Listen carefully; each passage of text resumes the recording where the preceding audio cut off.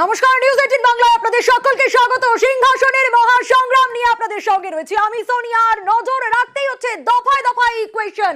9ই June কি শপথ নেবেন মোদি? এখনো পর্যন্ত কিন্তু সেই সম্ভাবনাই রয়েছে ছুটির রবিতেই মোদির শপথ। অবশ্যই আমাদের নজর থাকবে, আরো বিস্তারিত এই বিষয়ে জানার চেষ্টা করব।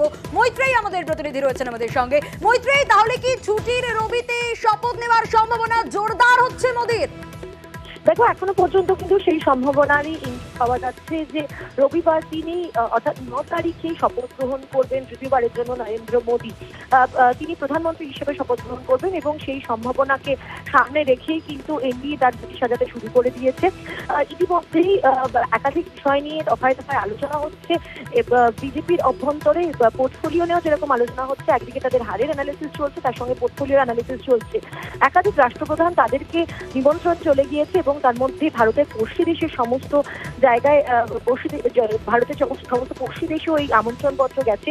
শেখ হাসিনা তিনি ইতিমধ্যেই কনফার্ম করেছেন যে তিনি আগামীকাল ভারতে আসছেন এই শপথ গ্রহণ অনুষ্ঠানে অংশগ্রহণ করার জন্য। এখনো পর্যন্ত যা খবর, 9 তারিখ সন্ধ্যে 6টা থেকেই শপথ গ্রহণের অনুষ্ঠানের শুরু হয়ে যাবে এবং তারপর 7টা থেকে 7:30টার মধ্যে নরেন্দ্র মোদী প্রধানমন্ত্রী হিসেবে তৃতীয়বারের জন্য শপথ নেবেন। সোনিয়া, বেশ মৈত্রেয়ী, একেবারে 9ই জুন মোদির শপথ। সবকিছু ঠিকঠাক থাকলে এখনো পর্যন্ত তাই কনফার্ম যে ছুটির রবিতেই শপথ নিতে পারেন মোদি। আমরা অবশ্যই নজর রাখবো।